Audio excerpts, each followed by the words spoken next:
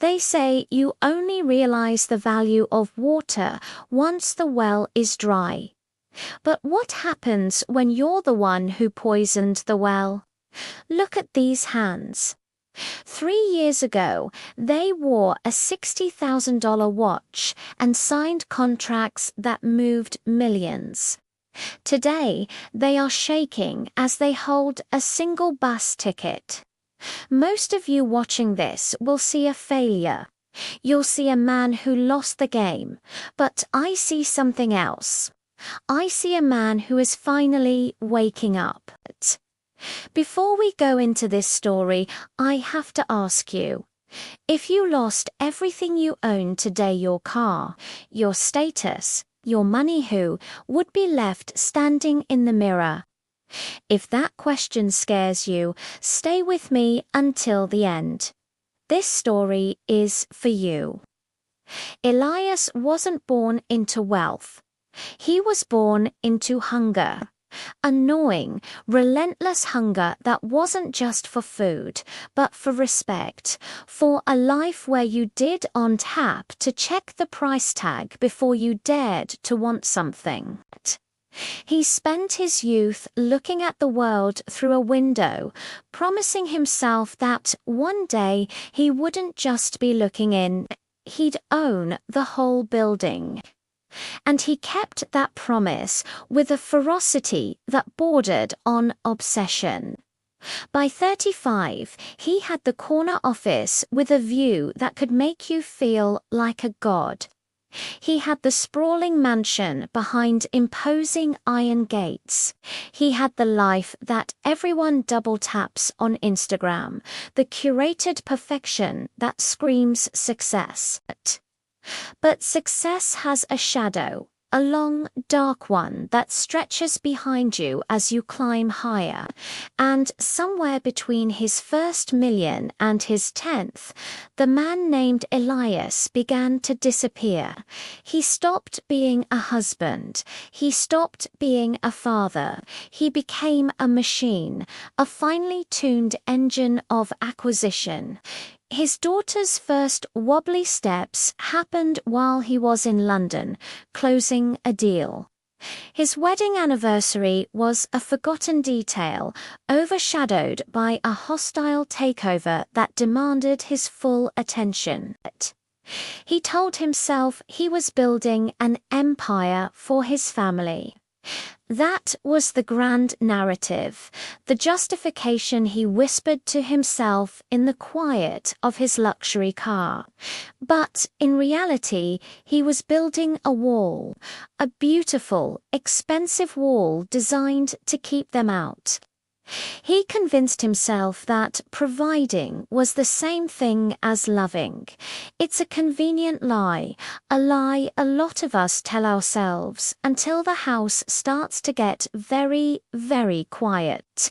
And then, one day, you look up from the spreadsheets and realize you're the only one in the room. Then the floor fell out. It wasn't a slow crumble. It was a sudden, violent collapse. It wasn't just one bad decision. It was a perfect storm, a market that turned overnight, a betrayal by a partner he trusted like a brother, and a brutal lawsuit that didn't just take his money, it bled him dry legally and emotionally. In 6 short months, the iron gates he had once driven through with such pride were locked by the bank. The symbols of his success were auctioned off, piece by piece, to strangers. But the money wasn't the biggest loss. Not even close. When the wealth vanished, when the illusion of power evaporated, Elias looked around for his support system. He found nothing but echoes in empty rooms. His wife had already checked out years ago, emotionally exhausted from being second place to a balance sheet. His children, now teenagers, looked at him like a stranger, a distant figure who happened to pay the bills. There was no shared history to fall back on, only a collection of missed birthdays and broken promises. He went from being a king in his own kingdom to a ghost haunting a life that was no longer his. He found himself in a cramped one-room apartment with a stained ceiling, listening to the relentless hum of a city that didn't know or care if he lived or died. This is the part of the story where most people give up. This is the part that gets labeled sad or tragic. But I need you to pay close attention, because the darkness is where the real sight begins. For months, Elias just sat in that room. He existed, he breathed, but he didn't live. The silence was deafening, filled only by the screaming choir of his regrets. He stared at a bottle of pills on the chipped nightstand, not as a plan, but as a question.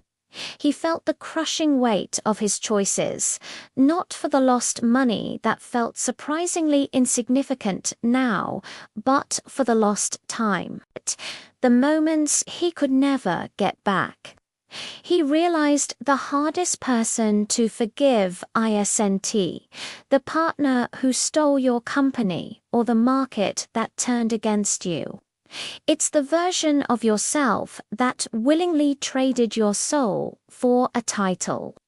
It's forgiving the man who chose a phone call over a bedtime story. One cold night, digging through an old forgotten suitcase for a warm coat, his fingers brushed against a crumpled piece of paper. He almost threw it away, but he unfolded it. It was a drawing, a child's drawing, done in bright, messy crayon. It showed a tall stick-figure man and a small stick-figure girl standing under a lopsided tree filled with crayon stars. At the bottom, in shaky first-grade letters, it said, "Daddy, come home early so we can see the stars." It was from his daughter, Lily, from a lifetime ago, and in that silent, lonely room, Elias cried for the first time in 20 years. He wept, not because he was poor or because he had failed. He cried because he realized he had been home for years, but he had never actually been there. He cried because he finally understood his life wasn't over. It was just finally, painfully stripped of all the distractions. Elias didn't get his company back. He didn't chase the ghost of his former glory. He got a job at a local library, shelving books. The quiet order of it was a bomb to his chaotic mind. He started walking, not driving. He started looking at people's faces, listening to their stories. He started talking to people not as a CEO, but as a human being. He used his brilliant, once ruthless mind to help local kids with their math homework, finding more satisfaction in a teenager's aha moment than he ever did in a 9-figure deal.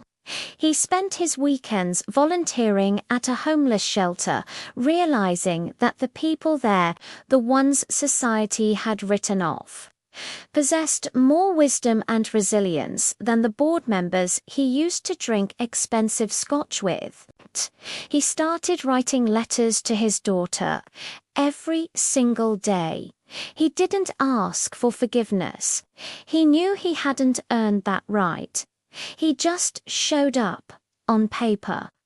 He told her about his day, about a funny thing a kid said, about a book he read. He showed her through his actions that a man is not defined by the height of his rise or the depth of his fall, but by how he chooses to crawl back into the light. He learned that pain is a fuel. You can let it burn you down to ash, or you can use it to heat the furnace and forge a new life.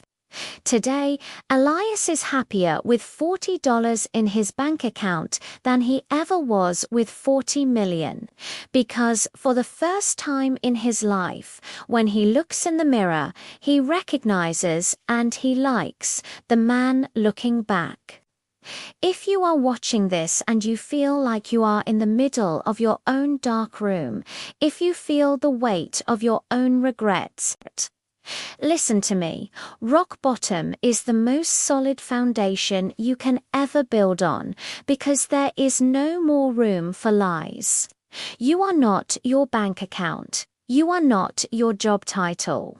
You are not your failures. You are the comeback. But a comeback doesn't happen in isolation. It happens in community. It happens when we remind each other that we are worth more than our worst mistakes.